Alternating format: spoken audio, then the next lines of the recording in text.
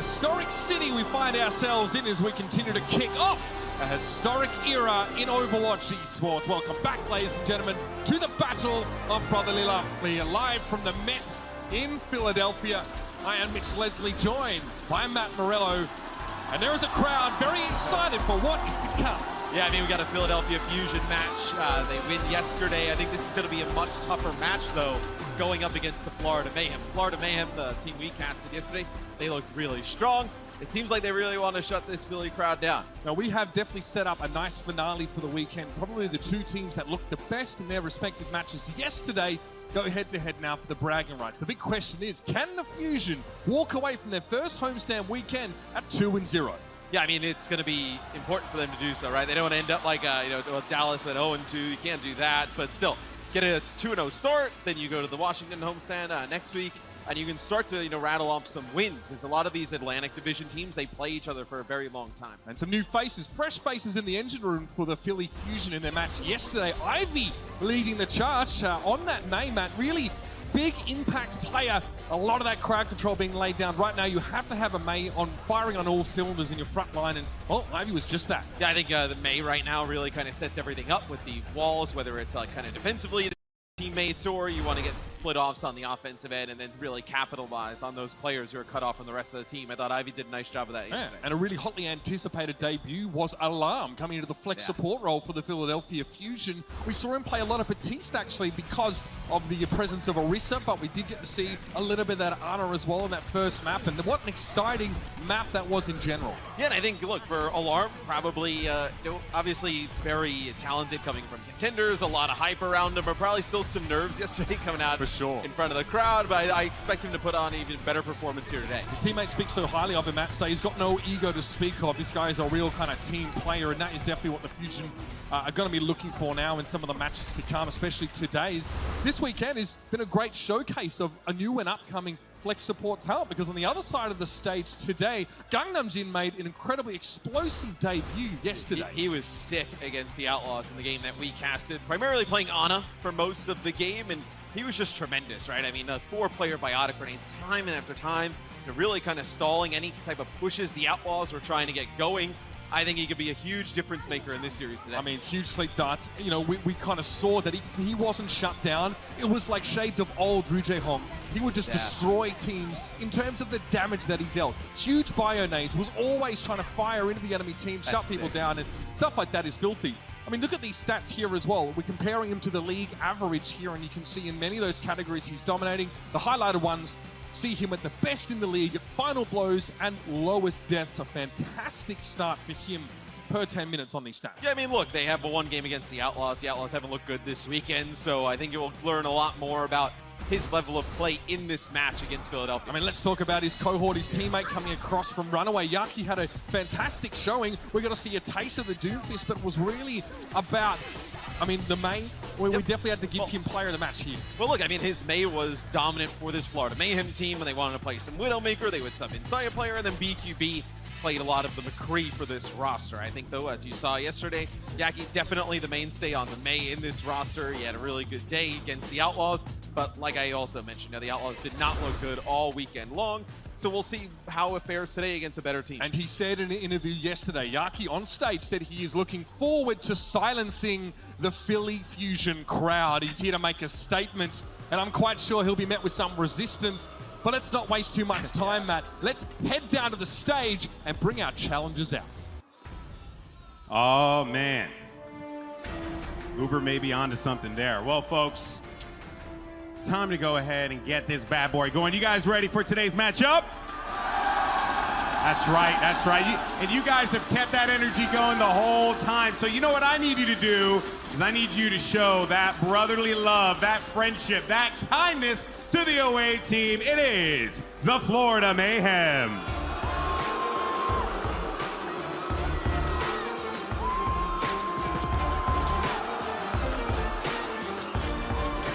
First up is B2B.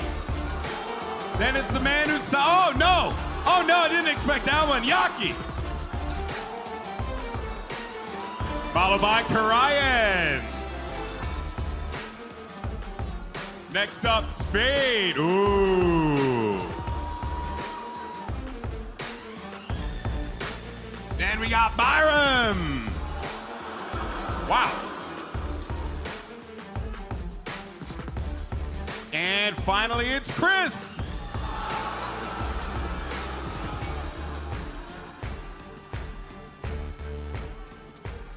This crowd is by far the friendliest crowd I've ever seen in my life. There you have it, folks, the Mayhem. But, we all know why you're here. And we all know who you are excited to see. Are you ready to see the hometown team? Let's bring them out. Let's bring them out.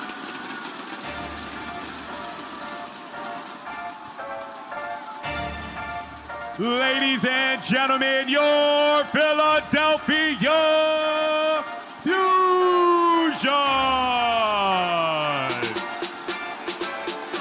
Led up by the one and only Gritty.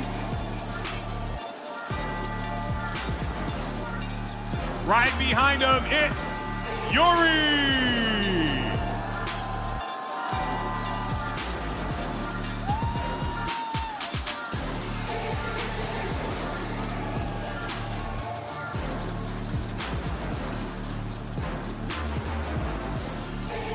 Next up, it is Boombar.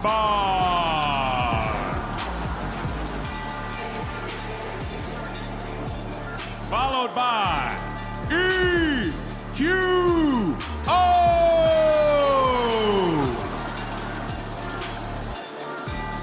The one, the only Chipsa.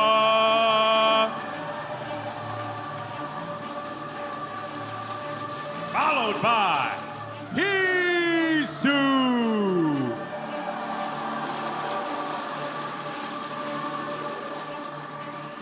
The Diva Bomb extraordinaire, it's Pogo.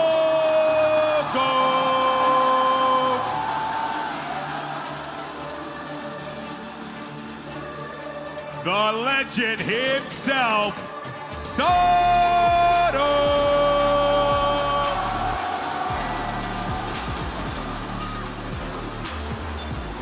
It ain't no joke, it's Funny Astro!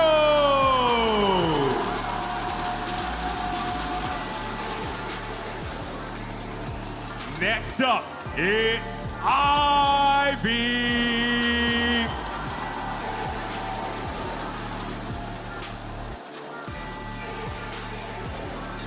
Coming to the stage, Alarm!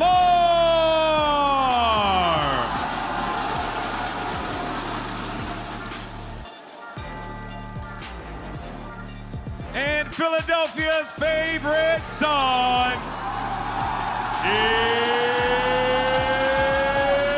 Carpe.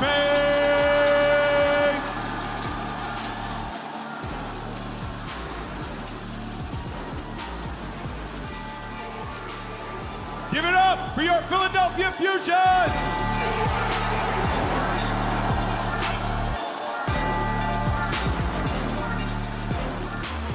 Starting six, take your seats, please.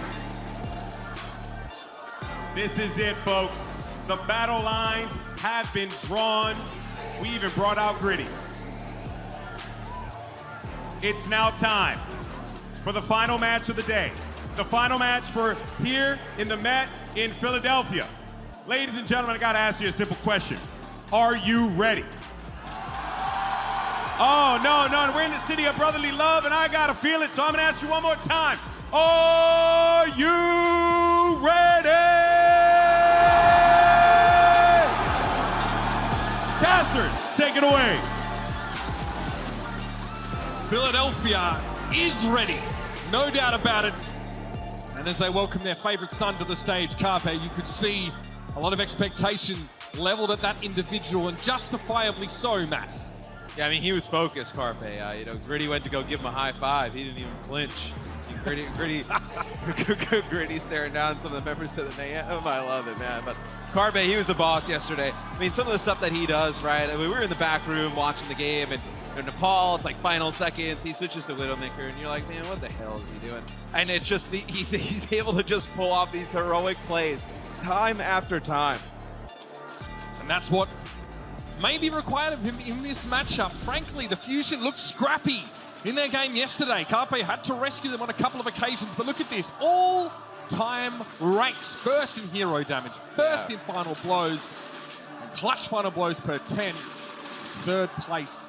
A quiet 2019, and he still sits atop of so many of these rankings. That's what's the crazy part about it, is it just shows you how strong he was in the inaugural season of the Overwatch League, that if he can get back to that level of play, which I believe he can. I don't believe you can be that talented of a player and just not have it anymore. Like, I think you're just too good at that level of play that you're just going to bring it back eventually. That if he plays like he did in that first season, and you can start to play some of the heroes like the Tracer, the McCree, the Widowmaker, Hanzo, that he's really strong at, you know, he's gonna start climbing up. I mean, he's already #1 in a lot of those, right? And the ones that he's not #1, he's gonna get there. Now, Philly yesterday played quite a lot of Orisa and Reinhardt in concert. Now, they did struggle a little bit when it came to dealing with flankers or McCree's playing off angles. We're seeing a lot of McCree and Brigitte sort of buddy systems from these teams to try and get out there and get around these shields. Were Poco to play the Diva, it may be that he has much more flexibility to try and counter that. Because even Houston, who struggled, Meko was able to fill that role essentially on his own. But if you back your Diva up when they're trying to shut down those flankers, that is going to allow someone like Carpe to do a lot more work. And I'm really interested in what Florida decides to do, because yesterday we saw Gargoyle in the lineup. They played a lot of Reinhardt and Diva compositions. And today they have Karayan and they have Fate in the starting lineup here for map #1. So that tells you they probably want to play some double main tank setup, which if you're the Fusion, you see that lineup come out for Florida, and that's going to be the starting point that you think that that's what they're going to run. You probably kind of game plan some strategies around it. Yeah, look, and if you're probably maybe just getting involved in the league or just starting to get around Philly as a team that you're supporting and maybe wondering why there's so much hype around a player like Carpe, why don't we give you a little bit of a primer right now? In my mind, he is the boy wonder of Overwatch right now, this guy. Carpe is ridiculous. Carpe, again, so many finishing blows for this guy right now. Carpe, what are you doing? This is unbelievable! Carpe! Wow, you got too close to Carpe, and that's what happens. Last year, we experienced a metagame in Overwatch that didn't lend itself to Widow or McCree picks, and those were definitely where Carpe shone. He had to play Xayah a lot of the time, wasn't able to make a big impact, but it was said yesterday, and it may well be that Carpe is well and truly back.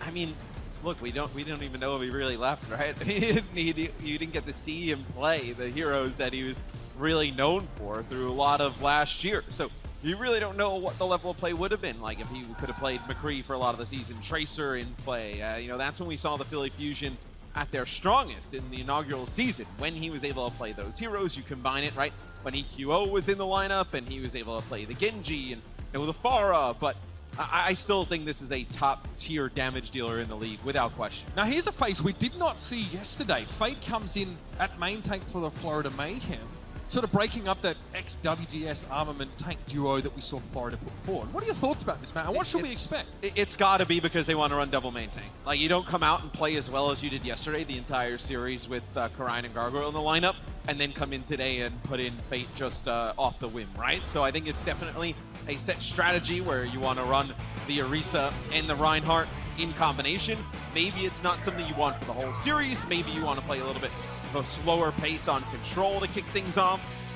You see Fate is a very experienced main tank player, right? You know, LA Valiant, the original season, the inaugural season of the Overwatch League, and then he gets traded over to the Florida Mayhem last year, where, look, I don't think anyone really got a fair shot on the Mayhem last year in terms of kind of judging their play. I think they're a little bit all over the place. So we get a first look at Fate this season today. So definitely expect him to be a solid mainstay for this team. He's an absolute veteran. I mean, if you look, he's definitely the longest serving player on this roster in the Overwatch League in general. Obviously sporting some new colors this time around. And what do you think? Okay, so you're expecting to see Reinhardt Orisa combination. I thought you were going to say, what do you think of the colors? I was gonna give my breakdown of the colors of Florida. Are we really at that point of Phil that I have to ask you about color schemes? No, not yet. We can go a little bit further. I got a couple silver bullets still. Sorry. I mean, again, like, what do you think about that? Do you think it's better than playing with a diva and your Reinhardt? You'd rather see Orisa there? Honestly, I thought the Florida looked really good yesterday. Like, I don't really think there was a reason to change anything up, where now you go in and you want to match the Fusion and play the Fusion's game, so to speak, where I think this is, if you're Philly, this is probably what you would have wanted to see. I thought Gargoyle was a really high-impact player yesterday on the Diva. We talk a lot about Yaki, but I thought Gargoyle did tremendous on Diva, really, pressuring out Blase time and time again on that McCree, which you could have utilized today here against Carpe, but you want to go with a different strategy off the start. So as you can see, there are some text up on the stage right now, just ironing out some of the kinks. So we're going to take a short break while some of those issues are rectified. See you in a moment.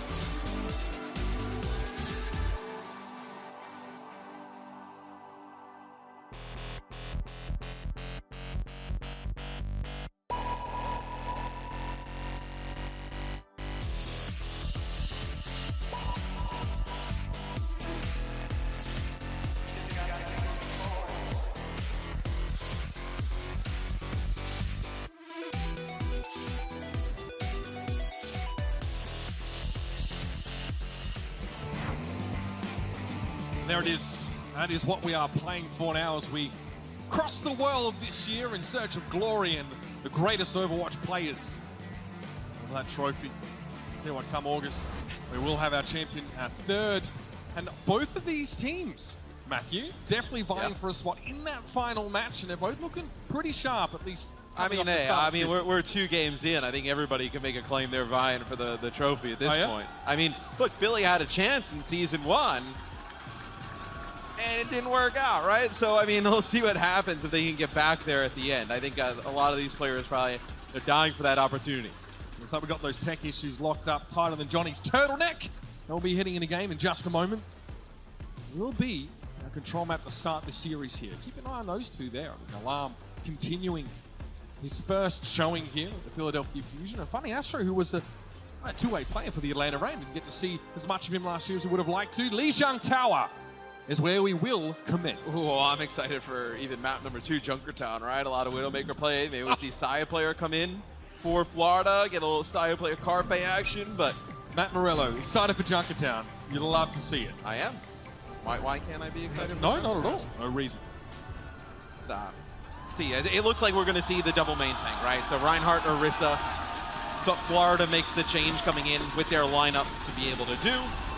May on both sides, no surprise there. Do we see the Symmetra? We've seen a lot of teams who opt to get to the point first early. Good control setup, especially against the double shields, right? Symmetra can charge the beam rather quickly, do a lot of damage. Carpe there, already chalking up a record against the Mayhem in the past, or out of the gates. It is going to be much the same thing across the board here. Okay, so Brigitte plus the Batiste. Already the Mayhem go for a high ground play with the teleporter to try and drop on in, but Philly were ready to receive them. Byram's Immortality Field's been taken down, and Philly have won later in the fight, and that is a good formula for a fight win. Like, I mean, you see how much damage Carpe is doing with that primary fire, just chunking down the barriers already at about 80%. Sade took a little bit of a big hit there, but the Mayhem aren't really in a position to follow up now. The Reinhardt, Karayan has just rejoined them. And because you have control of the point here for Philly, you don't have to put those shields out like early, where Florida kind of has to get to the point. You can build up some charge for Carpe. Oh, into the belly of the beast with BQB, but they were ready for it. And that is, I tell you what, that's wishful thinking to try and teleport into the midst of the fusion. Didn't quite work out, but Ivy may have overextended into that fire strike. Especially when you're running this Brigitte for Florida, you really want to get point control. Now to be Byram who takes out Alarm. So Carpe just putting some turrets on the point, just trying to stall this out a little bit. Probably going to try and drop a teleporter so people can get back to the fight a little bit faster. Oh, Sound Barrier, he might be looking for a flank here now. The Blizzard dropped down on the point by Yaki, and Carpe is just trying to poke him from the outside. But at long range, Symmetra isn't exactly going to have the biggest impact. Philadelphia will have to concede control of the point at about 45%. Some slight stall here from Ivy. How annoying. Karayan eventually shuts him down, and that will be the flip at 50. Now we see what Philadelphia decides to do. I was going to say, you have to... McCree! Look, I don't think you have to switch off of the Symmetra there. I think the safer option probably is... When you don't have control of the point, it's harder, right? Yeah, it's a lot like Pharah, right? Where we talk about how Pharah sometimes is like difficult to take the point back. It's really good when you have control early on, where Sim, if you get control of the point, it's way easier to stay on the hero, keep playing it. And Carpe still has a few of those shields to contend with, and the Fusion don't have the teleporter option to close the gap now. Byram's Immortality Field drawn out early and now removed. Sado's cooking up something here, Matt. Perhaps something of the Earth Shadow nature. It's going to be a Symmetra barrier thrown up, and Ice Block has to be used by Ivy here. Big Blizzard, it catches so many of the Mayhem. BQB, Karai, and Byram all locked up, and now it's just a matter of finishing the job. Ivy comfortably protected behind that Orisa barrier. He's going to get the icicles, and he's going to zip him up, Matt. And it's a lot to try and walk through there for the Philadelphia Fusion to get that retake. Like, you have the Symmetra barrier there, like, blocks a ton of damage, especially with Rhine and Orisa. You have to put the shield down, you have to push on forward, but it's a good Blizzard from Ivy, a Shatter from Sado that connects with one player, but you already have a few players frozen up. You go in, pick up the kills. BQB switches off the Sim, now you lose the point, now you go over to McCree. Carpe close to a Deadeye here. Not a lot else, though, for the Fusion outside of that amplification matrix, but with McCree, this becomes much deadlier. Yaki's going to have to wall off the window that Alarm puts down. 78% and counting now. BQB playing off to the side. Immortality Field already has to go and nets the window. Carpe looking for a Deadeye. Boosted, he gets Fate. Here comes the Blizzard on the point, though, quickly. Ivy's trying to back away from that one. He has to use his Ice Block, but Carpe's found a second. He's sitting pretty in the back corner behind the shield, and he can bide his time. 94% and counting. Florida had to make the play. They switch to the Wrecking Ball now. Fate needs to get into the fight, and so he does. They're not expecting this. Carpe sees Fate coming, though. Quick flashbang to try and keep him at bay. Poco's shield a little bit lower now. Philly had to commit. Sound barrier. Karayan off to that right-hand side. Sado tries to wrap around with a Shatter, and Byram and Karayan both hit by that one. Ivy trying to catch the Wrecking Ball here. Fate's seen better days, and the wall comes up. Here's your overtime. On the point is Fate, just rolling around, trying to stay alive. It's going to be the Tracer for BQB, but he's instantly shut down by Ivy. The pesky May, Yaki proving very hard to shift from the point. The charge not quite timed, decided would have liked, but that'll do it. One round for the black and orange.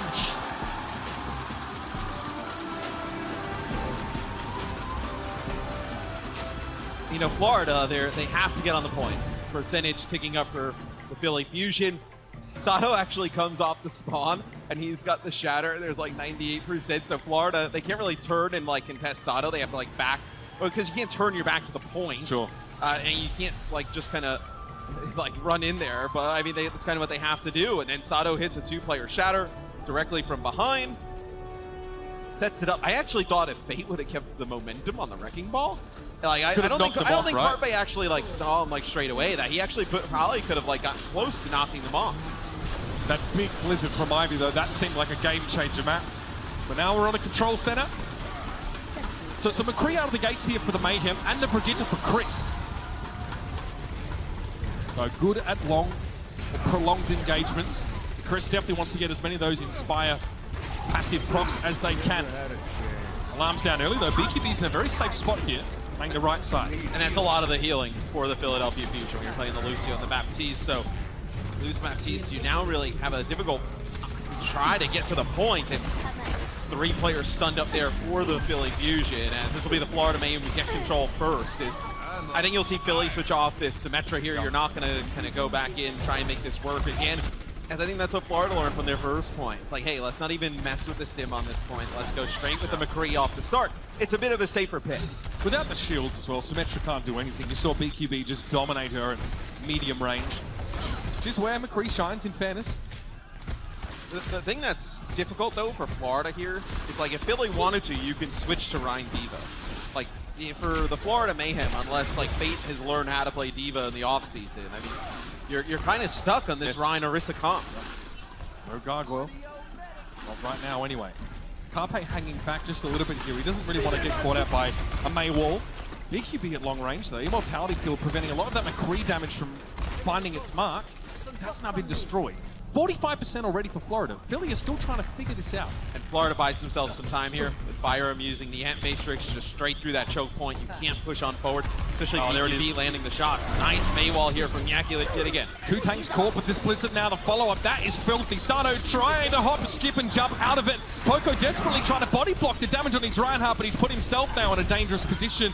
And the Fusion have been off balance this entire round. And with the angles that BQB is playing and with how far away, like Carpe can't really get angles on him to duel him in the 1v1 McCree matchup. Like he's trying to rotate all the way around to the steps of the Florida Mayhem, like and try and go around, trying to get up maybe an angle by where the Mega Health Pack is, where BQB was playing very far away. You're just not able to do that because if he gets close, guess who's there? Chris is playing on that off angle, ready to bash him on the Brigitte. They approach now from the main entrance. The May wall less likely to have such a nasty impact of splitting them off if they go through a larger aperture.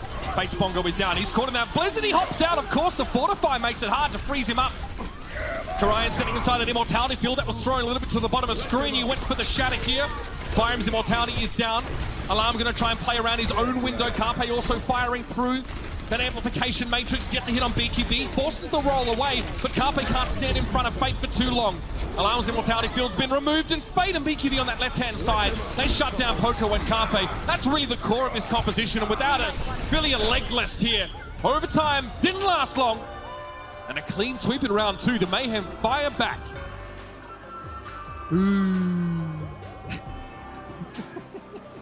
I love how Florida just hammed up into the booze.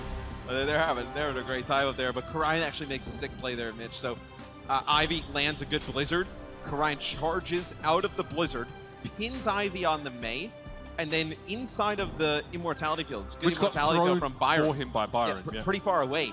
Shatters Carpe down, keeps himself alive, right, with some healing from Byram, the crew, and is able to end up turning this fight. So let's take a look at it here. So here's the pin on Ivy, and then he gets in trouble here. He gets flashed. I mean, look how weak Look at the drone!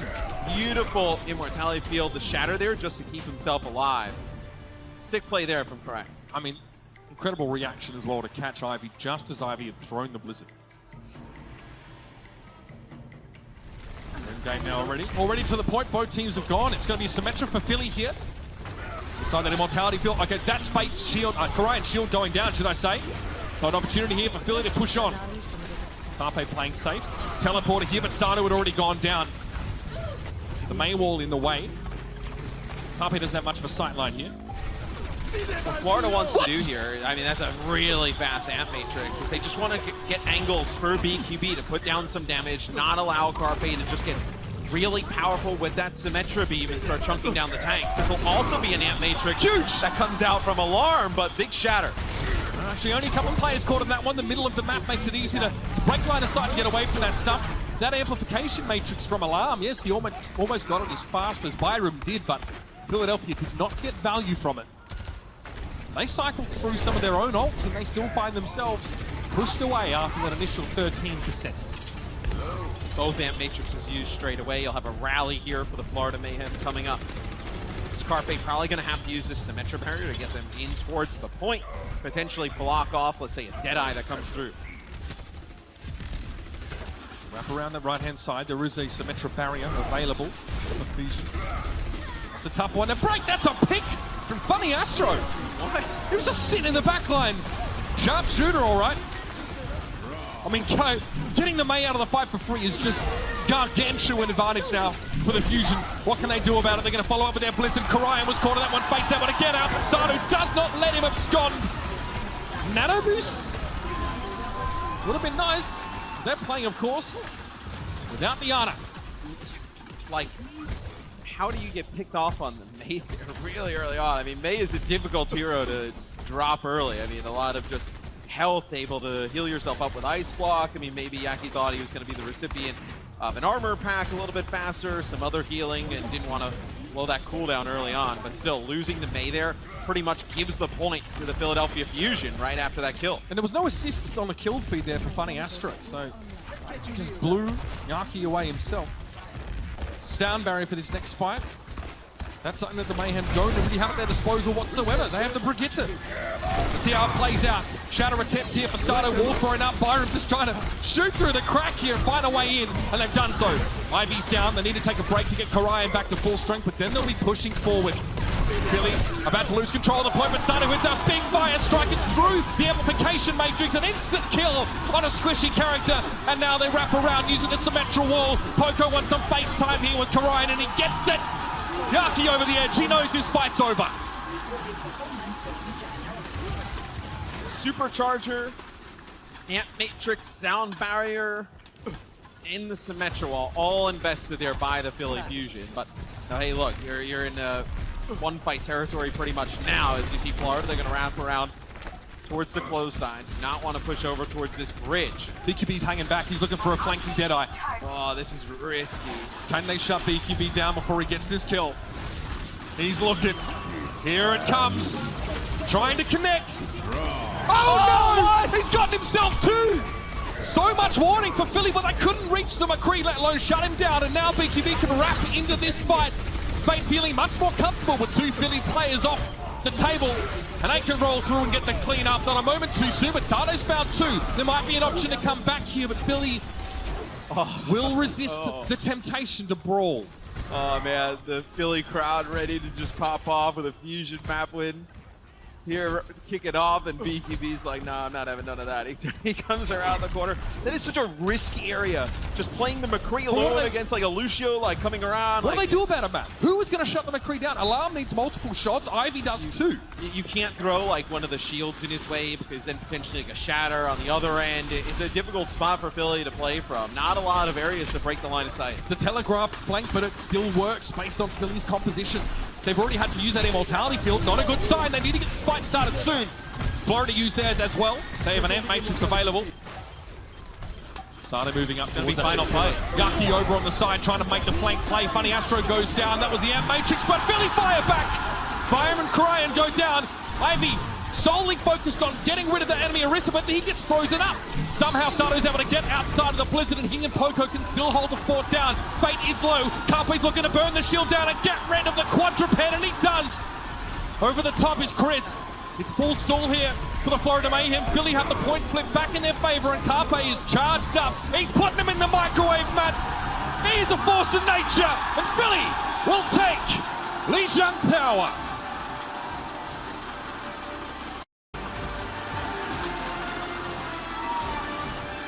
About as close as it can get. Carpe at the end.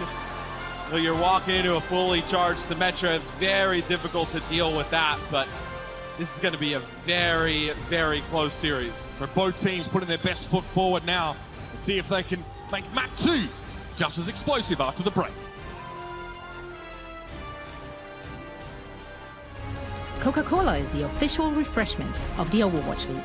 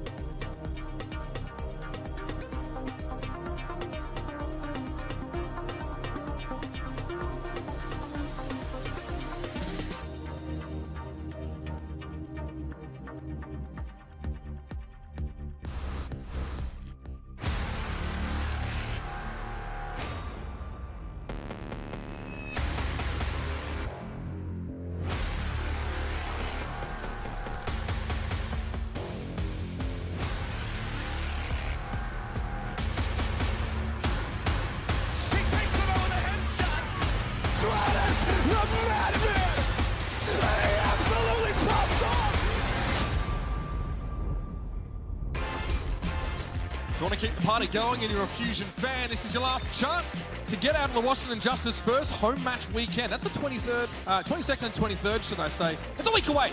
So head over to justice.overwatchleague.com to get your tickets now. Philly will be there, and a bunch of other teams we've seen so far. Yeah, and I mean, look, Stratus and Corey said they enjoy you guys. I'm sure they would love to have you. Yeah, try booing them in Washington. Yeah, see how it goes. Really, hey, Philly fans travel well. You know, I've been to a bunch of Giants-Eagles games in New York. I'm from New York. You need to find for me. I've been booed in my home city by Philly fans. So I mean, look, you got booed in your home city by New York fans. That's true. That's true. But they deserved it. But you deserved it. Is that what you're saying? Which I deserved it after they deserved it. Yeah. He did goad the fans, so that is reasonable enough. That's yeah, fine. I'm sure we'll enjoy that Philadelphia friendliness if you get up to Washington. I mean, it's great actually. You know, I mean, the centralization of that particular homestand is a great opportunity for a lot of people to get out there. I don't know the last time we had a major esports event happening out in DC, so it's very exciting. Yeah, it's been a bit, but I think that's what's great about the league this year. We're going to a bunch of different cities that typically in the past don't really get a ton of esports events, or now you do. That's right, and of course this particular event so far has been straight fire. In that first map, a close one. When BQB goes for a flank on that McCree, the Deadeye, in that moment that you realize he could stand here and hold Deadeye for quite a while, and his opponents couldn't do anything about it. That's when he realized there could have been a turn right there and then, but Philly bring it back in that last round. Yeah, you know, Florida did come out with a much different lineup today to start the game than what they had yesterday, but we do have some subs coming into map number 2, so interested to see who we have coming in. So it looks like side players, just like I talked about a little bit in the pregame. You see Junkertown come into play. He was their Widowmaker player yesterday. We know what he can do on the Widowmaker. He comes back in.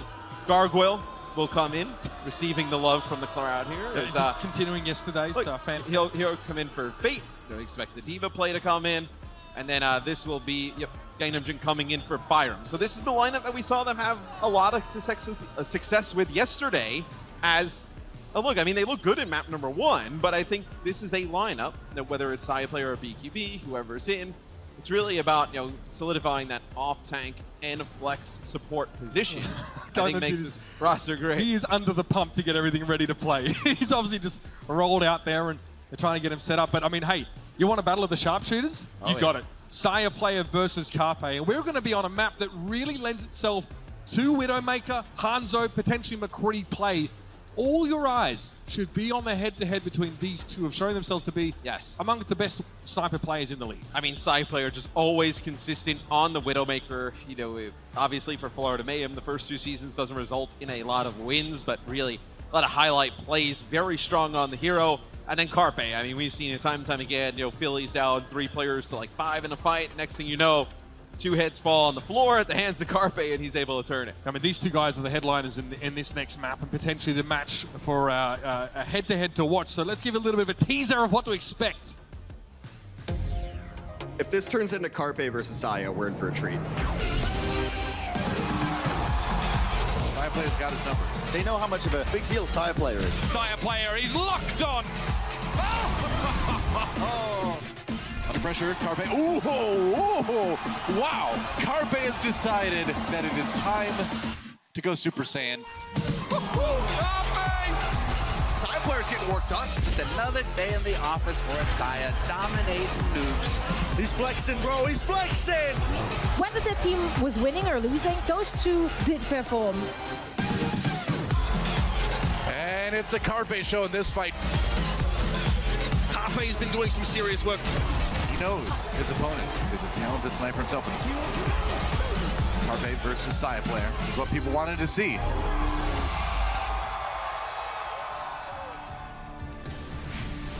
That's right. Let's have a look at, I guess, historical stats between the 2 of these players. The solo kills is a big one. Saya player second all-time out of 25, of course, with a minimum of 200 minutes, which is a significant requirement. So he's a big counter sniper.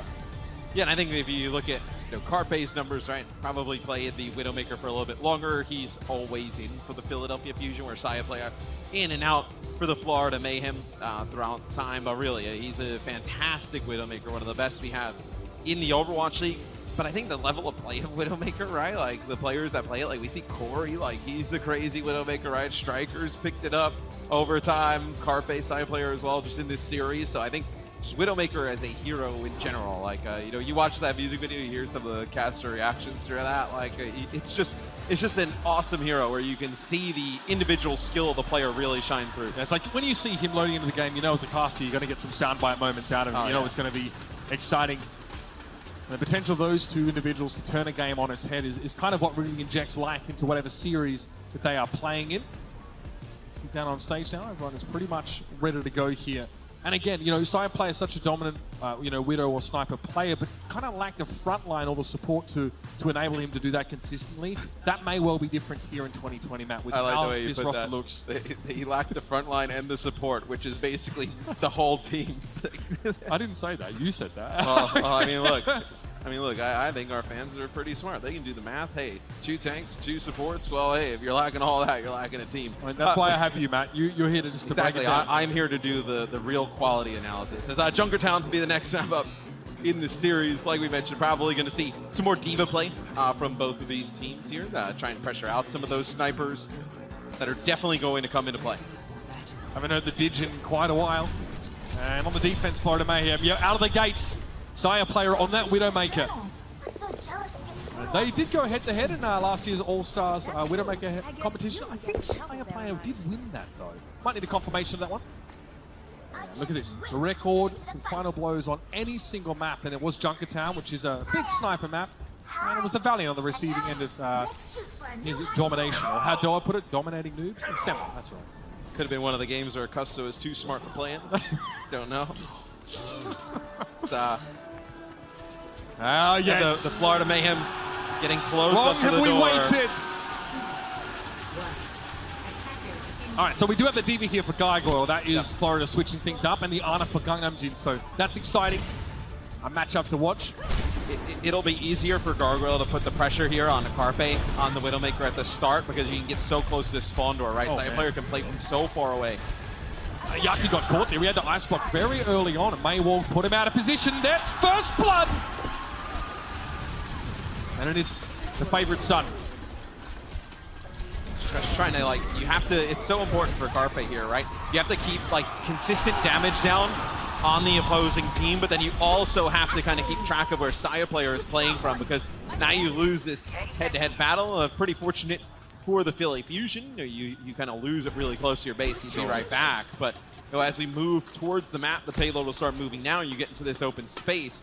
A pick from Saya player on a Carpe is even that much more impactful here. Carpe taking such close angles to the payload early on there. Really, we're still relying on the shielding from his front line. Poco is on the Diva now, so really showing us that other look, maybe what might be a more ideal comp. A composition that doesn't require them to constantly chase after the enemy team. Nano boost distributed.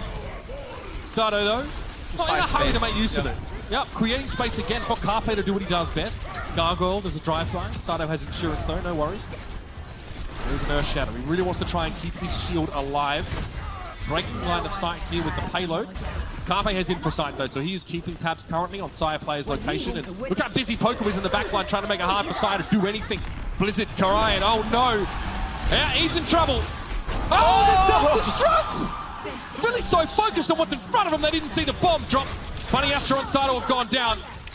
And the Fusion in complete disarray. They have no one on the cart right now, and they have to regroup. Fantastic self-destruct. And Sato is in position to block that on the Reinhardt, but he just gets stunned up. So, see, now everybody gets back to full strength. Philly trying to get this first point. Infrasight expired for both Widows. Back to yelling Marco Polo across the map to find each other. Poco with an early D-suit there, and that gives a lot of freedom now to Saya player. Doesn't need to worry about getting pushed. Defensive Blizzard from Florida. I'm happy with this setup now. Divided grenade on towards 3, though that's nice from Alarm, but here is what Gargoyle wants to do a lot of the time. Chase Carpe down. Put to sleep though. Fantastic peel from Alarm. Can Carpe do something now with this extra space? Yaki's going to struggle. Ivy's really doing the groundwork here, and even though Saya finds a kill, Ivy gets another.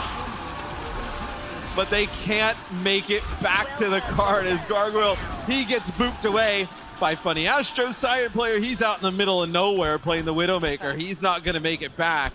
And that will allow Philly to take that first point, keep the payload moving. But I got to say, it's been really strong Diva play from both sides. Poco and Gargoyle, both players doing a fantastic job trying to pressure these Widowmakers, make their life extremely tough. Just putting that large Diva mech right in front of the Widowmaker sightlines. Gargoyle has right now 66% of his team's final blows. Busy man. Dude, he was phenomenal yesterday too. I mean, he had that final map on Icon Ball. He went like 44-1. Probably Florida's strongest player towards the end of last season as well. Gargoyle playing high ground here just so he has a vantage point upon which to descend. Ivy has Blizzard though. They want to try and keep the Mayhem in this one. Yaki had to go into Ice Block, but that's it. Nano boost used on a Karayan. He'll hold down the fort for the time being, and Poco's gotten into the back line. Out amongst the Pigeons, another big bomb though. Poco's put to sleep, but so is Karayan. Sato now is going to try and step up and make use of this, trying to get a stun on Karayan. Didn't quite manage to make it work. They still got a bomb kill on Yaki. Saya player has to switch to full defensive play right now. Up close and personal with Poco, but he gets a slap to the back of the head for his insolence. Did enough to keep the cart going though. This will be a nano boost here on the Poco up to the high ground. Gargoyle in trouble, desuited.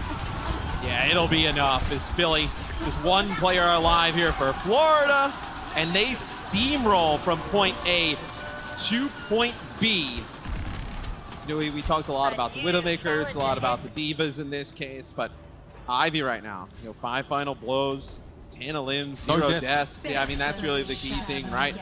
Good usage of the Blizzard. This will be a infra-sight from both sides. So probably not a lot of aggressive play for the time being. The cart will just continue to move. No one turned off their location on their phone. I guess that's their own fault. Okay, so both Widows find picks. Now, it's a little bit nastier for Philly because they really would like Ivy to be present here. Carpe will hope that someone from Florida gets over-aggressive. Right now, he's unseen. Infrasights have timed out. He's looking. He's looking for Saya player. I don't think you saw him grab. Didn't spot him in the top left, yep. Okay, maybe a flash of him there. We see Outline, so it's a very different story. Still looking, going for the counter snipe here. Young Namjoon playing so far back, doesn't want to risk getting picked off again. It's a good Maywall there from Ivy, right? It's a Maywall for the Florida Mayhem that walls off Sato. He uses another Maywall. Oh, the rotation. The Philly Fusion to block into a blizzard that comes through. Wall comes up. Sato's going to be caught in the blizzard. Sound barrier came down just before Carpe was felled. Sato and Ivy have definitely seen better days. It's an ice block for Philly's May. Gargoyle gets rid of Carpe now, and the numbers favor Florida. We all need healing sometimes. This should be the... Oh, okay, Nanabu's committed onto his poker with Karine going down. There may be an opening here for Philly. Earthshatter, big connection onto the back line. Gangnam Jin and Chris go down. Just when it looked like Philly were going to have to turn tail. Instead, they turn up the heat. Gargoyle uses self-destruct here. Should connect with nothing, and everybody's alive here as Alarm will come off spawn. This is going to be desperation mode for the Florida Mayhem. They're going to be trickling out the left side of their spawn here. Blizzard for Philly, only the rally, and they don't even touch. The Mayhem decide it's too cold after dipping their toes in, and it will be a map completion for the Fusion. And look, they have a minute and 45 in the time bank. Good time bank here on Junkertown for the Philly Fusion. And with the way this map plays out, a lot of times your Widowmaker gets a few pickoffs, and you're in the spot to get a hold. Yeah. Funny Astro and co looking very pleased. What a fantastic turnaround. The Nano Boost on Poco's all that started it off. Now it's time for Florida to see if they can be as lethal on the attacking side of Junkertown. We'll be back with more Overwatch in just a moment.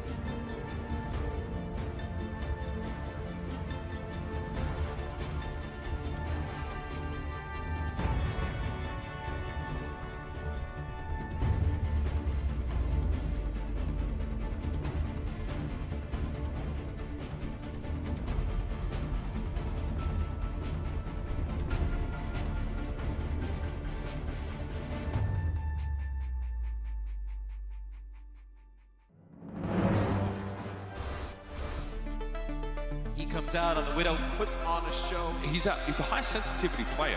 With Widowmaker, a lot of those micro corrections. He's just dominating.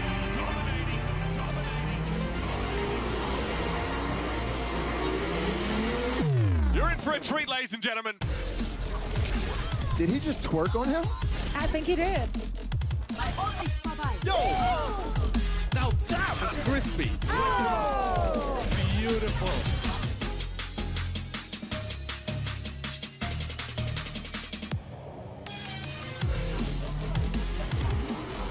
Fireplace is ruining Fulton. That is brutal.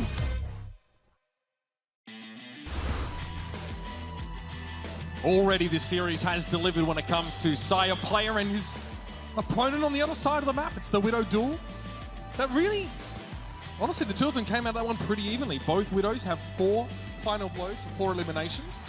Ivy stealing the show on that May for most of that round. We don't often see May take responsibility for the majority of the kills when it comes to a lot of these fights. Usually just trying to pave the way for other people, but been a really standout performance from Ivy so far. Yeah, and I thought Poco was really strong on the Diva as well, just constantly annoying Saya player, just forcing him out of positions.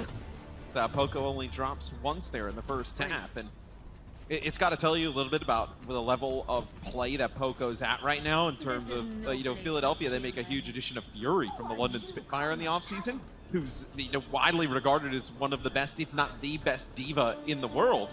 And they feel strong enough that Poco can stay in the game and play the hero on maps like this. And we've already seen the justification for that. It's evident so far. Still more work to be done, though, because Florida are going to try and leverage Sire players' sharpshooting. On the attacking side of Junkertown. Still the Brigitte for Florida. And Philly decides to play this different than Florida did. Florida, they wanted to play up towards the spawn door, get Gargoyle on the high ground, and just kind of block off any lines of sight for Carpe. Philadelphia Fusion, they back out. They give space. They want to allow these Widowmakers to go head-to-head. Both Sire and Carpe have taken to the skies. Reconnaissance also perhaps looking for a pick. Eventually, this Reinhardt walls are about to come clashing together. Carpe's taken some really inventive angles here. Looking for Gangnam Jin. Wants to respect that, though. Karayan got hit with a biting grenade. He's in trouble. Fantastic setup by Alarm. Now the charge, wall thrown up. Sato not really too bothered. As Alarm's had some big biotic grenades and a few crucial sleep darts connecting on numerous players, whether it be Gargoyle or Karayan. That time it's a big biotic grenade that sets up that first kill. And now with the cart stuck right here by this bridge, this is a fantastic spot for Philadelphia to play defense. Florida may have to flank around these buildings, and that's what Poco is looking for. You can see his outline there at the center of your screen. He's trying to make sure that no one really wraps around and catches anyone by surprise, but Sire is on the other side. Wall thrown up. Ice block had to be used there by Yaki. Sato looking for a shatter, and that Karayan shield is low. Goes for it. That is filth! Yaki and Gargoyle both knocked down by that one. Karayan had to rest his shield. Now, just the one kill is enough for Philly to keep the Mayhem at bay. Yeah, and now you see that it's going to be Karayan split off from the rest of the team. They use a nano boost to try and keep him up. Philly can back away. And Sire player comes off spawn here. Yeah, you can definitely back away from the nano boost. You have Alicio here. Well, and also your diva is not in mech here for the Florida Mayhem. So using that nano boost, probably like to have that back. I mean, you keep your Reinhardt alive, but at that moment in time, what could you have done? You're already allowed to play the game. You don't need to spend ultimates just to be here. They could have waited for a respawn. And now Philly can use their info sight. If they start to push in, maybe deter the push a little bit longer. Poco knows already they're flanking. They don't need the infra sight. And he's trying to track Sire player as well. That's the last fight, Poco did a tremendous job with Funny Astro peeling for Carpe. Sire player got right up in his face. Bizarre angle for Sire. He really can't see too much from here. Does get a glancing blow on Poco. Blizzard thrown down. Karayan throws it up. Sato has been following these up well. Almost jumped into the belly of the beast there, but there are 3 Mayhem players very much out in the open. And Sire gets chased down by Poco. Just as Sire player wanted to get close to the action, Poco sniffs him out, hunts him down. And this is the dangerous part about when the cart gets stuck by this bridge. You can't just kind of muscle your way through that choke. You don't want to go through either of these side alleys because, well, one is over by the side of the map. You get booped, like crazy things can happen over there. And then the other one is such a small choke point that, and there's high ground there for the defenders. So you can easily hit like biotic grenades from up above. It's a very difficult angle for Widowmaker as well. Okay, Carpe did see Chris, I think, start to push towards him. Self-destruct in. Not much bound from that one. A big hit, though, at least on towards Gargoyle, who has to go for a self-destruct of his own. And they catch Alarm, frozen on the high ground. One player advantage now. Sato has to eat that shatter. He tried to go for one of his own, but he was a little bit too late. So not only is he knocked to the ground, he loses the shatter entirely. That's the opening the Mayhem were looking for. And it was a fight that Philly tried to start. Yeah, Poco flying off the side. Tells you he wants to spawn up with the rest of his team. Maybe you can come back here and make a touch. As you'll have Alarm and Sato in position, and you have a nano boost here. Do they decide to challenge it? Do they wait around? Surely not. Well, it looks like Poco is flying up to the high ground. It looks like they may have just backed out a little bit at the last second. Poco's flying out of the high ground. Looked like he was going to jump off the ledge and then quickly did a turn as they realized they were not going to be able to get there. But still, for defenders, this is a decent vantage point now. Play the high ground. You can drop down. The Diva has flexibility to make sure you don't get flanked by snipers. They've read this, though. No! This is going to be nasty. Blizzard thrown down. Otherwise, Sato would really be punishing him. But now he gets to swing the hammer. And it's a home run. I wouldn't want to be caught in a tight corridor with Sato nano boosted either. It's a blizzard that comes down from Ivy, right? Keeps everybody trapped up there. The nano boost. save Sato, keeps him up. But still, it's a huge win for Philly because look at the clock. I mean, 1:46 here for the Florida Mayhem. Philly with that time in the bank. They know, like, Junkertown is so difficult to finish as a map. We see a lot of teams get stalled out. That they have a huge advantage if they win some of these fights early. Make Florida invest heavy. Try and just get the cart going again. Alarm has 8 Sleep Dart connected to Gangnam Jin's 6. So we're getting a showcase from the Arnas on both of these sides. Precise here. Okay, trying to deny high ground away from Ivy. He can just climb the stairs though, and Carpe thinks about being aggressive. He knows his opponent can see him. He still was thinking about going for it. It's not hubris, it's just confidence at this point. Another Sleep Dart there on towards Gargoyle. But Ivy doesn't have a Blizzard, so he's not going to use this chance to throw it. Side player caught inside, and Chris now has to play bodyguard. Otherwise, Poco will shut the sniper down. Here's the nano on Sato, the man, he's going in. Shatter is an option, but there is a lot of shields in play right now. He'll go for it, but he slaps! He loses another one, and he's frozen! Man, a lot of CC there. Not able to make anything happen, but Sato with a charge gets into the backline, is able to take out Sire Player who's so low. He's trying to work his way back towards the cart, but not a lot of healing here for the Philly Fusion. That'll be a self-destruct that doesn't connect. Funny Astro a little low. It's the drop to the low ground now when Poco got caught right in the middle of that Blizzard. Sato also at low health was trying to go for that health pack. This is positive though for the Philadelphia Fusion. Like, you have to invest the Blizzard here for the Florida Mayhem to ensure that the cart continues to move. 3 players up for the Philly Fusion. At that moment in time, you only connected the freeze on 2. Like, you'll take this if you're Philly. Like, you're playing the long game. You do not need to get the hold here. As now look, when the card comes through, right, you're going to be able to even use a Blizzard here towards this gate if you want to contest. There's another time where Philly tries to get out of the door. They try to, at least in my opinion, they tried to get to a defense by the point A right away, and they never got out. This time they kind of do the same motion where they want to go contest there, maybe a second too short. This time they commit, unlike when they wanted to go back for that point A defense. This time it bites them because look, they couldn't get away anyway, really. Well, if you would have waited a second, right, allow the point to take, then maybe come out Blizzard, right, prevent like the door from opening. You could have held that for a little bit. But instead they get a crunch 9. 60 seconds remaining. Blizzard from Ivy. It's an option. Florida have not been able to snowball advantage. They only have 1 minute here. This is definitely tense. They're already going to be behind on time bank against Philly. And Ivy has to be careful. Respect the Brigitte. He got stunned up briefly. The right out's on the high ground. Oh! This is not Sparta at all, Korian. I'm sorry. This is Australia, mate. And yeah, that Shadow doesn't get much. That's the counter snipe. And you may be able to hold on to Blizzard here. That'll be the rally that comes out from the Florida Mayhem. In a great spot here just to take shots. He's not under any real pressure. Look how he forces Gangnam Jin and Yachi around the corner. Another one for the sharpshooter, and this should lock it up. Gargoyle take it down after getting demeched, and Sire Player has to take a tight angle. Both imprecise were used. Sire Players is still up, but who's on that payload? I'm about to tell you, absolutely no one. The Philly Fusion throttle the Mayhem and make them forget about the key objective. Philly played that great. They knew they had that big advantage in terms of the time bank that they earned on the offensive side. They knew they could play the long game. They did not need to rush and get those early, point A defense, point B defense. They could play for the long game, dwindle the clock of the Florida Mayhem, and get a hold before the end of the map would have been completed. Sato with a tremendous game as well. 23 limbs, 12 final blows, 4 deaths. That'll be it for the first 2 maps in the series. We'll see you after this break.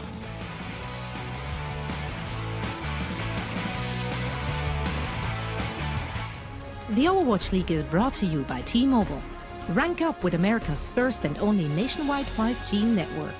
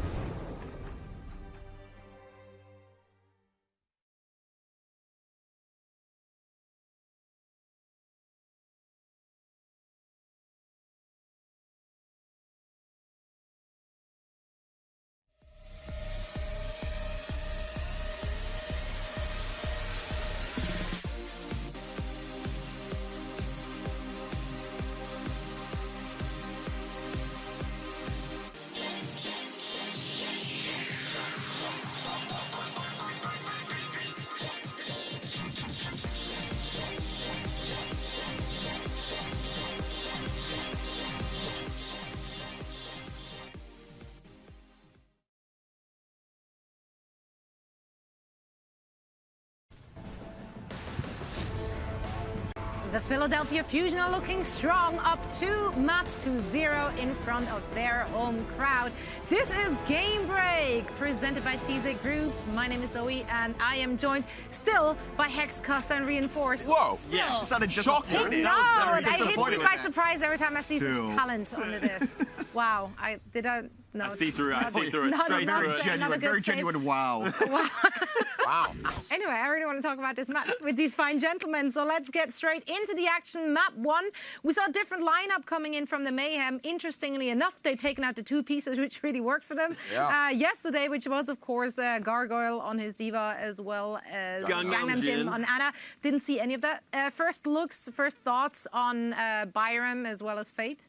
I think this is kind of, it was okay. Honestly, it went better than I expected. Obviously, they come in with this. Fate is coming in to play the Orisa with the double main tank, and Byram's coming in to play the Baptiste. There were some signs of life, but honestly, I kind of have to attribute this map being so close to Philly sort of being very stagnant and being very indecisive in moments. Yeah, I think the biggest mistake people will make when they look at this series overall is that they will say it was close. I would actually say that the times Florida actually win fights is when Fusion messes it up.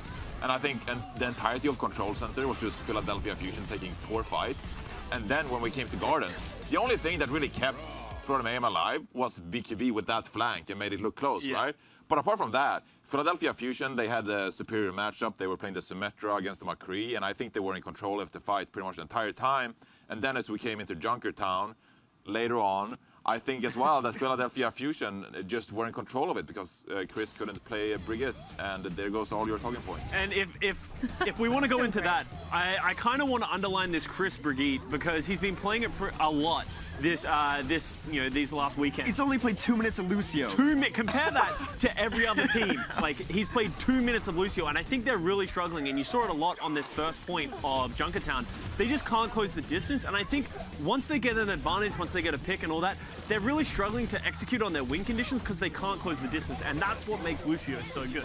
I mean, yeah, as the experts here, maybe talk about the thought process behind that brick. Why are they sticking to this brick pick so much? Like, what's the idea of that lineup? The idea is that Chris is not great at Lucio. Yeah, I mean, loving it. Chris wasn't a good Lucio last year, he's not this year, so now they're forcing the Brig, and it just puts them behind it in a lot of situations. But I will say, though, that, they're actually keeping Chris in for a reason, and we've seen that the general manager, he's been doing interviews as well, and he explained that Chris is actually an integral part to the team when it comes to communication. Now, in the history of the Overwatch League, communication doesn't win games. So you actually need to be good at the game too. So, maybe reconsider that point. I get why you're feeling Chris, but, you gotta perform as well. Very quickly, would you rather have a decent Brigitte or a less than mediocre Lucio? Lucio at this point, like, I'm a Stop prime example. You don't have to be a good Lucio. You don't have to be a good Lucio to do your job. Just press the speed boost, everyone else will run at them, and then you're doing your job. That's what I did last season. It's a similar situation to where you're just too good at the game. Too smart, some would say. Too smart. Yeah, too smart for your own good. That's an issue every once in a while. However, we do have something special for you, or rather Reinforce once again has something special for you. Of course, it is Crunch Time presented. Crunch Time! And that's why you are breaking down some more action. I think specifically Asado plays to that for you. Yeah, okay, Alarm did a cool nano boost, but yeah, it's mainly a Reinhardt play. Mainly a Reinhardt play, because Asado comes in with the big shatter, and as such, they cap Junkertown. You gotta credit the Reinhardt on this one, but also, overall, I think that this was a fight that Philadelphia Fusion should have lost, but Alarm applied the nano boost as well on Poco to keep him alive, and then Sato hits a nice shatter, so just a nice individual plays coming out from Philadelphia as a whole to keep him alive. Because Gargoyle gets 2 during this fight. Yeah. He took down the opposing Widow, then he gets the Ana, which are great kills, but that's just overall in the meta I want to talk about. What I really liked about this Junkertown is it wasn't just like who has the better Widow. Yeah. Like this one was very much about the ground and pound, about the flex supports and the tank play, and I thought it was really refreshing to see a Junkertown that's not like, oh, our Widow's better, so we win. Am I doing too much of the Reinhardt thing? No, there's never too much You've got Reinhardt. a brand. You've got a brand to Don't lie to him. Yes. As a fellow Rhein main, I couldn't care less what they say. Okay. You do us Reinhardt's proud. You're not caring less what we have to say. It has nothing to do with you being a Rhein main, by the way. Just hit me up on Twitter. Let me know. Yeah, let him know. But also, continue. I'm not going to change that. I'm not going to change that. I do want to very quickly get in a last question here. We are heading over to Blizzard World. Other than please, Chris, play loose here? Is there anything else the Mayhem should be tweaking in order to maybe coming out on top here? I think what's something that the Mayhem's been doing is they've been trying to commit a lot into the Phillies backline, and you got to respect it, the play, but at some point you need to sort of help your front line. As you said, it was very back and forth in the front lines, and at the moment it feels like Carpe and Saya are going like 50-50, so you don't need to put as much resource into it and just try and focus on winning the front line fight. Carpe's a bit better. Carpe's better than Saya player? I think he performed better on Junkertown. Oh, I don't think you can say that or just on that map. Hot takes. Hot takes. Oh. Well, we'll figure out what is going to happen on Blizzard World, which of these two phenomenal players will have the upper hand. We'll find out in the second half of that match, heading back over to Philadelphia. And make sure to stick around, because afterwards we will be back with the Watchpoint Post Show. Don't go anywhere. The Overwatch League is brought to you by Cheez-It Grooves. Deep flavor, deep crunch. It's a mind crunch.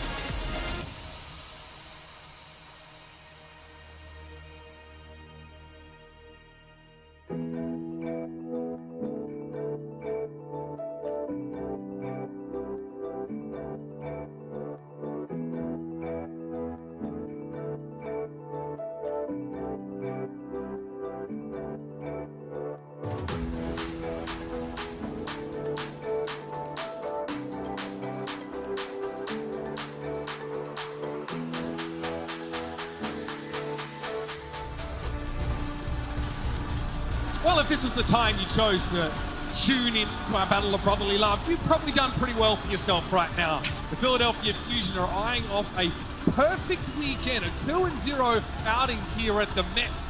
If they can take down just one more map against the Florida Mayhem. And I would say it was to be expected they would be in this position for the Philadelphia Fusion. It's a team that I think a lot of people have a lot of high hopes for this season. Last year, they were not spectacular. Everybody was kind of waiting for them to turn it on. Sure. Season one, the inaugural season, they were great. I think a lot of people are expecting them to get back to that, right? Be a contender for the entire league's title. And the time is right.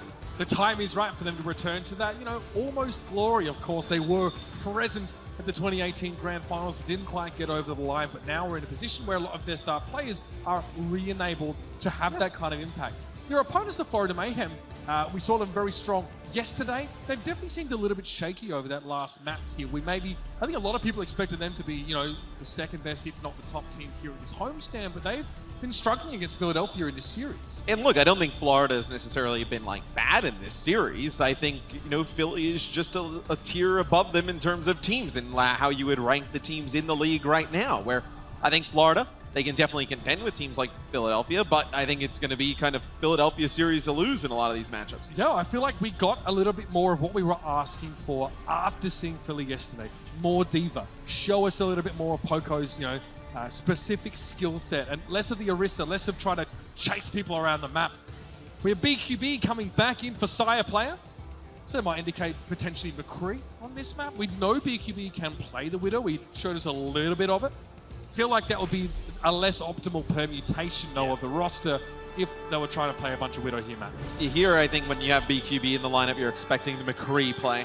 That's kind of what we've seen from Florida this weekend when they want to play Widowmaker or have Widowmaker on option, a really strong one. They play Saya player when they really don't feel the need for it. Like a map like here on Blizzard World, I don't necessarily think you need a Widowmaker option. Maybe as we get towards the second point, right, where you get some high ground, but depending on how the teams want to play around certain players, you'll end up using that McCree. Look, it's 1st and 3. Philadelphia Fusion are on match point right now. The Mayhem must take this map back. Now, both teams coming up with Ana. You see the Fusion have sort of not preferred at all to use Brigitte in any of these compositions, Matt. They prefer having Funny Astro on the Lucio primarily. Whereas Chris has been on the Brit. That's where we see most of the variation right now in terms of what people play. Is this will be a teleporter. That's set up. Carpe maybe just trying to get a quick shot on through, go back, he'll play the McCree. Okay. It's a little bit more of a mirror in terms of the DPS and tanks. The only variation, like you said earlier on, is in support. And I think on offense, you need the Lucio to close the gap. On defense, you can play more of a sustained brawly type of game. If you have the on-end play, you can play the Brigitte. More prolonged fights definitely feel like they're going to suit Florida, whereas Philly want to charge and run them over with the Lucio speed boost. Chris was lucky to get away just now. That Maywall was thrown up to trap him in that room. Poco has to quickly boost away. He was going to get frozen pretty quickly. Gargoyle takes to the skies, trying to protect Orion, but not from the Bionade. Sato hit with that one. Florida are hurting. It's enough here for Philly to get control of the choke. And Florida, they've split up a little bit, but ooh, that is a big kill there on the Carpe from Yaki, as you had players split off on both sides of the point there for the Florida Mayhem. Philly was just taking a second to breathe, so to speak, and figuring out which one they were going to attack with the big headshot. They were taking a second also to rest Sato's shield. Yeah. So, something kind of aggressive like Yaki peeking for a flank there gets to pay off. Philly try and trap most of Florida with that ice wall. They drop it instantly, realizing it's not going to cut the mustard. Sato, nano boosted. More of a defensive nano boost there, especially with that bionic grenade hitting 4 people. Gangnam did very close to a nano of his own. A lot of damage being taken by Philly across the board, a lot of chip damage. See Carpe lurking in the back by the statue, trying to stay as safe as possible. Yeah, they wanted that pick on the Yaki. Ends up using an ice block and then an ice wall to boost himself up to safety. Orion gets nano boosted. There was a wall thrown up in his face by his own Yaki, so wasn't in a position, and neither team really wants to commit to these fights until they're certain it's a win. Well, you'll have a sound barrier here in a second for the Philadelphia Fusion. You have the McCree on the high ground here. BQB, how do you deal with him? Or do you just try to push through the tank line? Time to press W now. It's going to be a Venn diagram of frostiness over on the point. Both Mays go for those ultimates. Poco is desuited, so now BQB has a bit more room to breathe. He wants to get aggressive, but Carpe may punish that kind of push around the right side. Deadeye's available for that McCree. Orion taking a battering right now, and Yaki having to back up, use the ice block. Okay, maybe miscommunication now. Ivy's wall goes up just as Sato's looking for the shatter. Ivy did get knocked down by Orions. So close to taking the point. Yaki trying to get cute, trying to flank around the side, but Carpe was there with the Deadeye. He held it till it was needed most. Florida just kept playing this game in the neutral between Sato and Ivy and Orion and Yaki, and they were never able to get towards the point. And then when they finally, they use a shatter, they knock a few players down. Carpe just pops the Deadeye, deters players from pushing on forward, and Philly's able to take point A. Look, Matt, Sato, 3 final blows right now. He is half of Philly's final blows. He's been tremendous this weekend, all throughout. I think for a player that a lot of people have very strong opinions on, whether good or bad, I think Sato has definitely looked very strong for Philadelphia. Funny Astro and Ivy just working the payload now, and Ivy will get an off angle in a moment to try and get closer to that next Blizzard. He should have it before Yaki at this rate. Might be a drop down and nano boost play here as BQB trying to go for the Deadeye, immediately cancels it, and it's just as well because that bomb was meant for him. Oh, Carpe! They talk about his 3 taps. Sato with a shatter, aggressive, maybe unnecessary, but at some point you have to respect the flair. Why not? I mean, you're that good. You feel like you can connect with those shots. There's no Brigitte shield for BQB to play up behind. No Maywall either in that scenario. So comes out, lands the headshots. Now you're just playing the Widowmaker here to try and get a pick to turn the fight in your team's favor. Well, now you're in an odd scenario because now Philly can push up get some kills here, try and close the gap as you move in towards this last part of the map. Not a great Widowmaker portion of the map. BQB has to walk all the way back to the farthest rear spawn to switch heroes. Or does he just stay on it, like, and just try and get a pick? Surely not. Well, he's playing further back than the rest of his team. Carpe tried some right-click Andy shenanigans there. It's enough to at least keep Philly moving for the time being. Blizzards for both sides. So things are going to get a bit messy once this cart starts to round the corners. A lot of fighting happening in the backside as well. Two separate fights here. Carpe got nano boosted, but slept! That's going to hurt right now. And then Blizzard, Korian, Yaki has to be careful. He's in ice block. He's looking for Ivy, and Sato can't save his offsider. Still a 2-for-1. Sato is going to be left alone for the time being in favor of Carpe getting chased down. He's able to get the stun on Chris. Backs away as the shield bash. The help has been so good for Carpe, though. He's getting pushed out by Chris. 3 players rotate around to keep him alive. This shows you how much he means to this Philly lineup, as Philly continuing to move the cart. A lot of time still left here for the Fusion as well. This could be really bad for the Mayhem. BQB still looking for flanking Widow picks, Matt. He's not found too much yet, but there it is. He gets rid of Carpe. It has to be the salvo for Funny Astro now to try and make something of this fight. The Shatter comes after the freeze. A good defensive Maywall placed up by Ivy, but it's going to take a bit more than that. And Philly realize they're going to have to back away here. Florida invested in the fight win. Let's see if Carpe decides. No, I was going to say, probably not going to play the Tracer here. Going up against the Brigitte, the May, not an ideal choice, so he'll go with McCree here yet again. They do not want to answer in the Widow v Widow battle, as that the defensive Widow can play some like interesting sight lines, as you can see through the X-ray where BQB is to the right. You can also use the grapple to jump up above, like play right near the spawn door. On offense, it'd be way harder to play the Widow here. Carpe going for it. I mean, he's just looking for BQB. Staying close to spawn so he could switch if he wanted to. Sato got frozen there. Defense Matrix couldn't protect Sato from May's endothermic blaster, and he's getting every kind of CC leverage at him. Yep. It's Groundhog Day, Sato. Sorry. I think for Carpe, like, you're using this Widowmaker to just kind of deter BQB, be an annoyance, to not allow him to get those pickoffs, and then allow your teammates to just play an even game on the cart.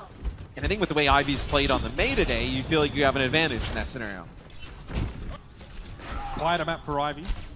Hasn't got any final blows on the May yet. Yaki with 5. And there it is, Korian.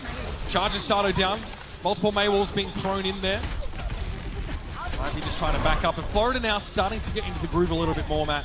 A bit more congruence between Yaki and Korian. The combos are there, and BQB is winning these Widow matchups.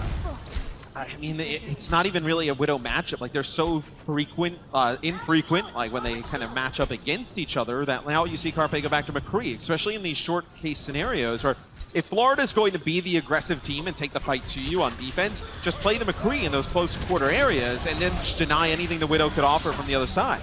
Very close call there for Ivy. Ice blocking at just the right time. Philly need to get some value out of Funny Astro here and the speed boost. Their mobility should give them the edge. Self-destruct over the backside. Korian was able to shield it off for the most part. Channels from both Sato and from Korian. Now a sound barrier. Here's the Lucio difference. Let's see if it's enough to get them across the line. Sato wants to push forward. His shield was low. He's going to get pinned after being frozen. He still wants to fight, but now he's, well, got a good chance to mess with Korian. The charge is good. Funny Astro got the kill.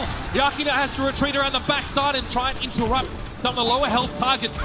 Philly finally brute force their way through. Yaki has to find a way to be relevant now without Blizzard, and he's a long way away from being a part of this fight. Oh, and they know exactly where he is, and he's got to go in, try and get that health pack and make it back towards the cart as Korian just charges on. Carpe with the flash and the headshot. From the shadows he emerges, Carpe trading in the sniper for the Assassin's 6-shooter. Funny Astro getting Yaki off the edge. Yaki never amounted to much being in the backside of that fight. He can't be pleased at all. Chris going to get knocked away from the payload here, trying to stay on there. Try as he might, though. Philly will not be denied.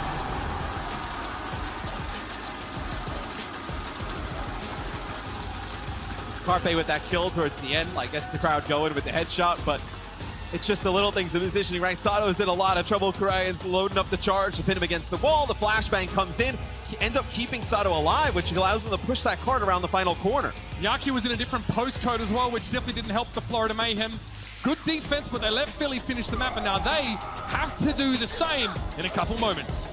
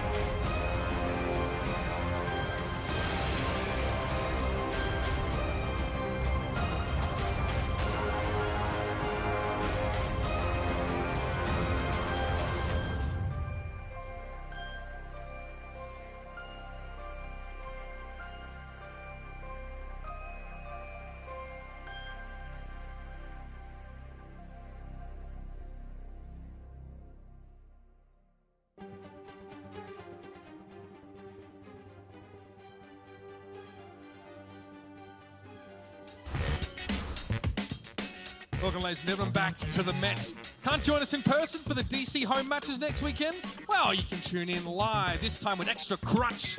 Saturday, February 22nd and Sunday the 23rd, starting 1 p.m. EST. And if you're a Philly fan, you best be tuning in because they'll be taking on the NYXL. A ton of games across that weekend.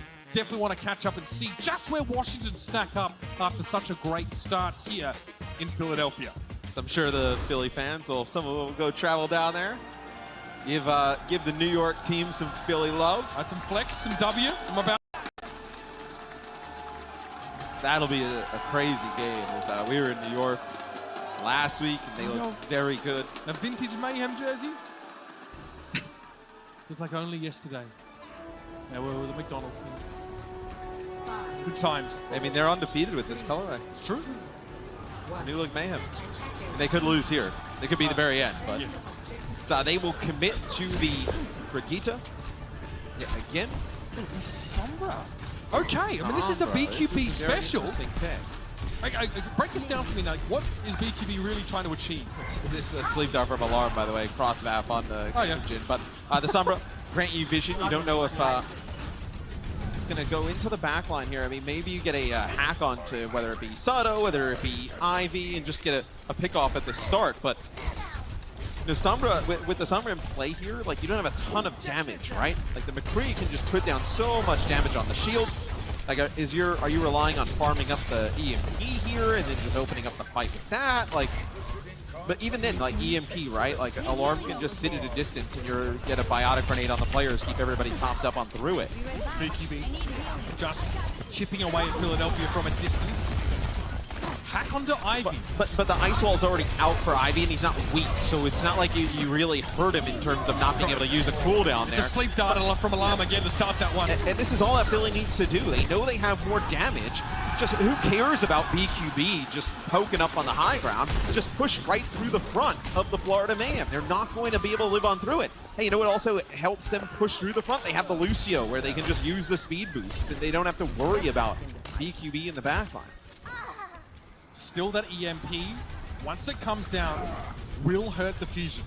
Dishonesty and all. But you can hide the Lucio because Ana provides so much healing at range. That, like, you can get a sound barrier off if you have it at the time. The nano boost, if it connects with like 1 or 2 players, like, you're not going to just charge into the Reinhardt if he has the nano. So I think it'll be very interesting how they try to capitalize on this EMP. Carpe come rolling out of nowhere to try and start that fight off. Karayan got slipped in the previous fight. This time he gets a nano boost. He's trying to make things happen, but Sato gets him down. It's a sleep dart on Karayan, followed up by the Shadow. Alarm is making life hard for him, and that is a huge EMP, Matt. That is massive. Philly couldn't hide anyone away from it, but Carpe's still alive. He's able to get rid of Gargoyle. Now looking for the Sombra flanking. BQB has to pull the plug, and Philly at least have a chance to catch their breath. But if you're Philly, you're even, and you have a sound barrier, and Carpe can sit up on the high ground on McCree, and there's nobody here to challenge him, so you should be able to come back in and fight it. From the Ivory Tower, Carpe rains devastation. Straight chilling. And Florida ends up using a blizzard here. Okay. They said, Rapunzel, let down your hair. Carpe said, how about I come down and blow your faces off? See you later. 1 minute and 10 seconds left for Florida to capture point A. They still have a tick to go. And the worst part is you use Blizzard for the Florida Mayhem. They don't even feel the need to react and use Sound Barrier. So you still have Sound Barrier here for the Philly Fusion. 2 ticks on the point here for the Florida Mayhem. We'll see. They can muscle their way in. Maybe they use a rally, back Philly up a little bit. Rally comes in, you probably see something like a self-destruct or a Deadeye to answer. It's time. Chris steps up now with the rally. Carpe still safe. Deadeye. Is there a catch here? Karayan. Oh, he turned! And Carpe makes him pay! Now the Mayhem are split. Yaki trying to duel with Carpe and Rage, but that is a dangerous decision. Florida now take the high ground. They have an Earth Shadow. They have a self-destruct. Gangnam Jin has a nano boost. Here's the self-destruct from Gargoyle. No catches, but he gets himself a new mech. The sound barrier is going to keep Philly healthy now for the next couple of moments, and Sato's shield will be back. 7 seconds. Florida had to make the play now. They have a ton of they have a good chunk of ultimates, so they have a shatter and the nano boost. It may not matter. BQB, he's in trouble. Carpe shuts him down. The combination with Poco is too much to withstand. Earthshatter catches Poco, but he's not bothered. Back to his feet in the mech. Sato getting close now to an Earthshatter. Still 2 ticks looking for more, but Sato says no. Tries to go for the Shatter. Ice Block going to be used a little bit early on the charge and gets punished with the counter. But Karayan was too low, and Carpe's there. He's always there. Overtime is done, and Philly say, nobody likes us. We don't care.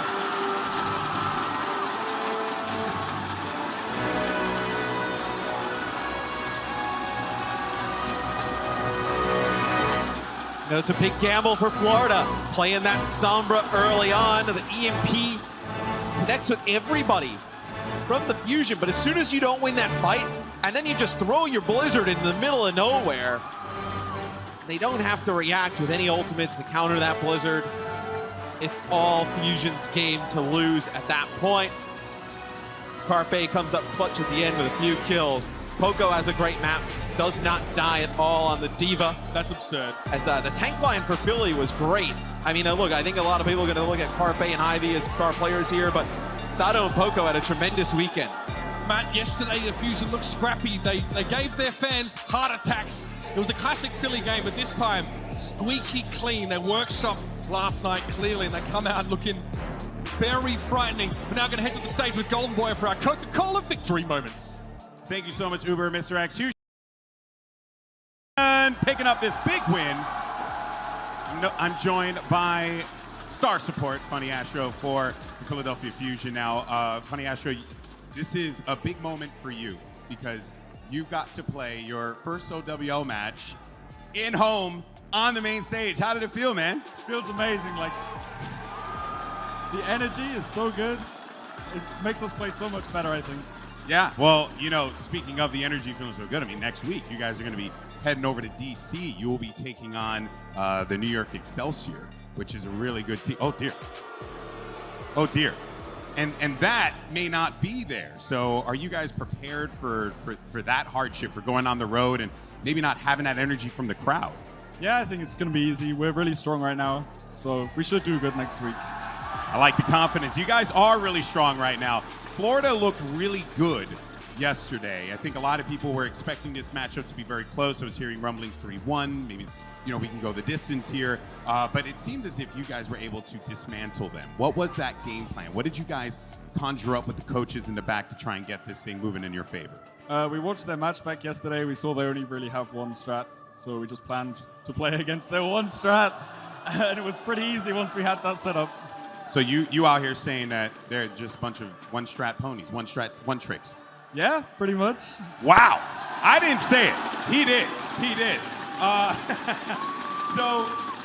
Now next time we're going to, we'll obviously see you guys in DC, but hopefully you get another opportunity to come out here and play for this amazing crowd once again. So any last words you want to say to this Fusion audience here today that joined you at the Met? Thank you guys so much. It's been amazing today. You guys are incredible. There you have it, folks. Funny Astro, and one more time for your Philadelphia Fusion!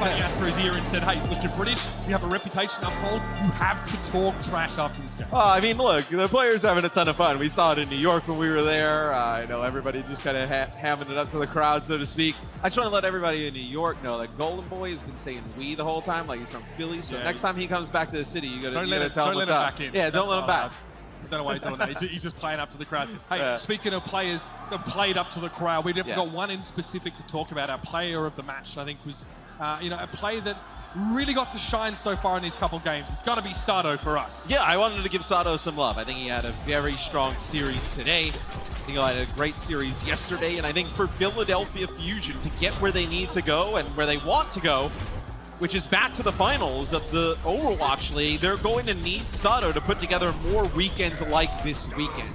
I think we can talk all about, the heroics of Carpe on the McCree, Ivy, playing May, Poco. We know how strong he is on the off tank.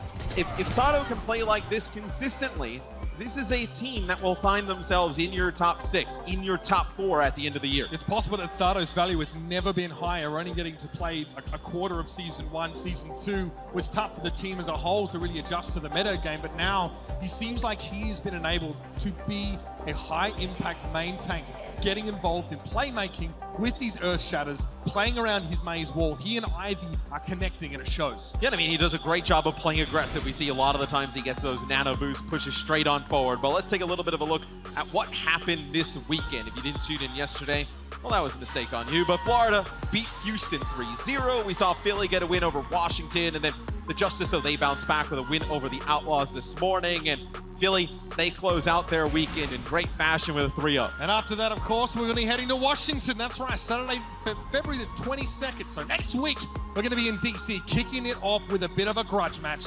NYXL versus Philly Fusion.